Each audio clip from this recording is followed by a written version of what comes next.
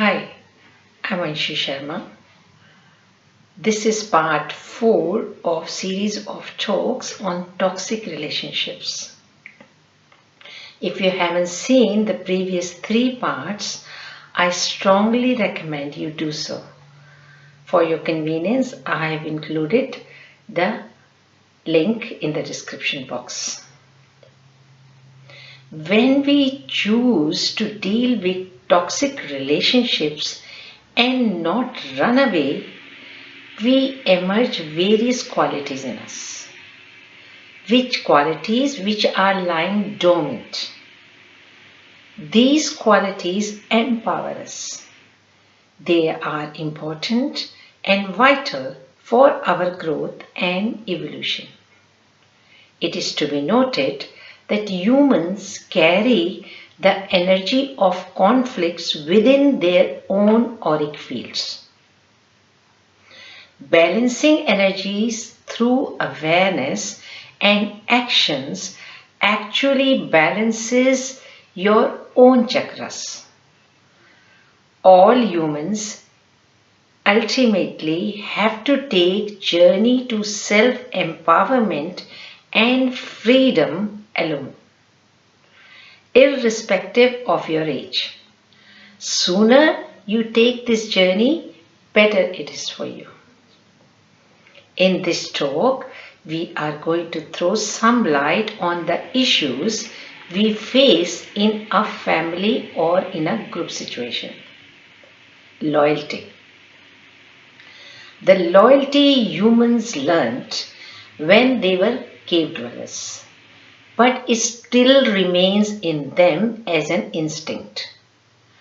You naturally feel drawn towards your family, circle of friends and associates, even nationalities, even if you do not know them. You feel bonded.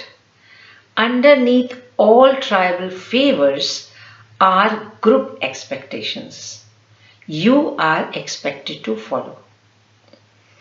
Due to your rising consciousness and individuality, you may start challenging some of these group beliefs. You may challenge your customs, culture, and norms. Your views and actions can cause conflicts, and your actions can be viewed as group betrayal. You may be labeled as outcast, and in extreme cases, you may be abandoned and thrown out of the group. It is time to re-examine your blind loyalty towards your family, society, and the groups you are in case you are suffering. Mentally detaching and shifting loyalties to your own self, to your own rising consciousness, is not only important but also vital for your growth and evolution. Personal values and honor codes. You feel powerful when you share group's values, principles, and honor codes. But you may face criticism and condemnation when you don't.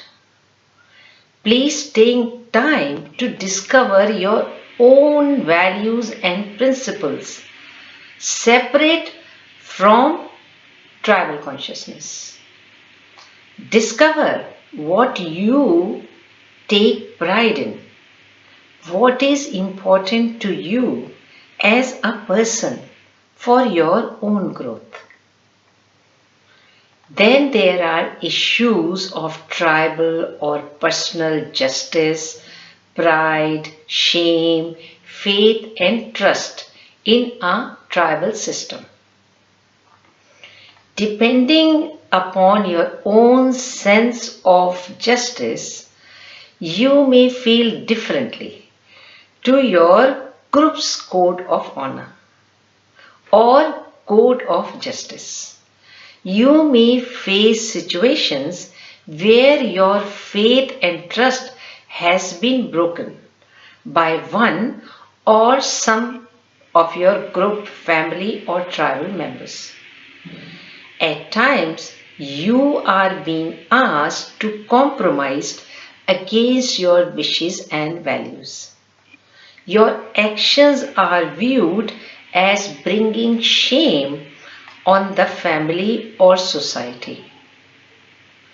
Are you taking time to discover your own personal code of justice, where you feel a sense of pride and where you are developing faith and trust? If not, please do so, as it is important for your ascension.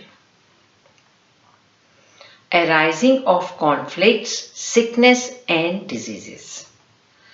Coming under line of fire, you may feel a sense of betrayal, abandonment, anger, suffocation and even humiliation. Sometimes it takes a lifetime to rise above resentment and bitterness when you are truly able to forgive and forget. Fear of survival creeps in along with anxiety, fear and restlessness. Till then, humans keep losing energies from their first chakras, and they may invite physical diseases as well. In part 2 of this series, we discussed various situations under which you experience negative emotions and a desire to break free. In part 3, we discussed some short-term and a few long-term measures you can take to balance your first chakra. So, we are not going to repeat it into this talk. If you haven't listened to these talks, please do so. They will be helpful to you. I have put the link below. Please subscribe and also press the bell button so that you are notified for future videos, which you certainly wouldn't want to miss. Let us now have a look on a brighter side and see how you feel when your first chakra is balanced. You start taking responsibility for your life. You feel secured, grounded and stable. You become responsible towards your own personal and family life. Your finances get balanced.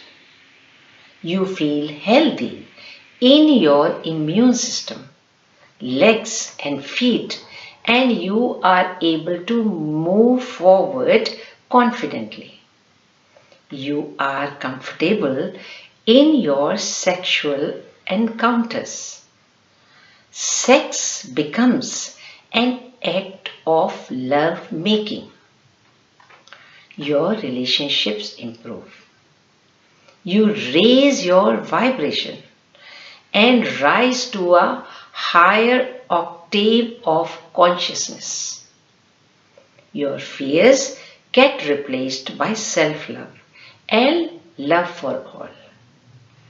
Joy and happiness returns.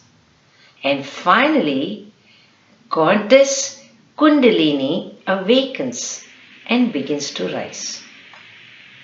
Isn't it wonderful? You start taking charge of your life. It is very thrilling and empowering to self. That's all for today. This talk also concludes our series on toxic relationships.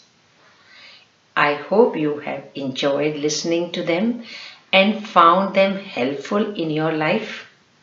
Please leave your comments so I can also get the pleasure of serving you. Thanks for listening and love to you. Bye.